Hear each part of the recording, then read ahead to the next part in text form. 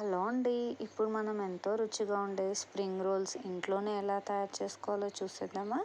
పిల్లలు కూడా చాలా ఇష్టంగా తింటారు. మీరు కూడా ట్రై చేసి చూడండి. ఇప్పుడు నేను స్టవ్ పై ఒక బాండీ పెట్టుకొని అందులో కొద్దిగా ఆయిల్ వేసి పచ్చిమిర్చిని సన్నగా చీల్చుకొని కొద్దిగా ఉప్పు వేసి వేయించి పక్కకు పెట్టుకున్నాను.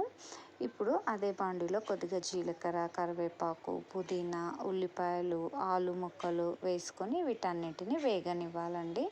దీంట్లో కొద్దిగా అల్లం వెల్లుల్లి పేస్ట్, పసుపు వేసి వేగనివ్వాలి. దీంట్లో కొద్దిగా కారము, ఉప్పు, ధనియాల పొడి వేసుకొని ఇదంతా మగ్గిన తర్వాత స్టవ్ ఆఫ్ చేసి పక్కకు పెట్టుకుందాం. ఇప్పుడు చపాతీ పిండిని తడుపుకొని చపాతీలా చేసుకొని దాన్ని చిన్న చిన్న పీసెస్ లాగా కట్ చేసుకోవాలండి. స్ప్రింగ్ రోల్స్ చేయడానికి వీలుగా కట్ చేసుకొని ఈ షీట్ మధ్యలో మనము ఈ మిశ్రమాన్ని పెట్టేసుకొని అంచులు క్లోజ్ చేసుకోవాలన్నమాట.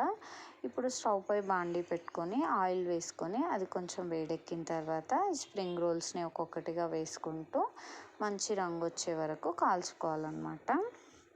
అంతే అండి, ఎంతో టేస్టీగా ఉండే స్ప్రింగ్ రోల్స్ రెడీ.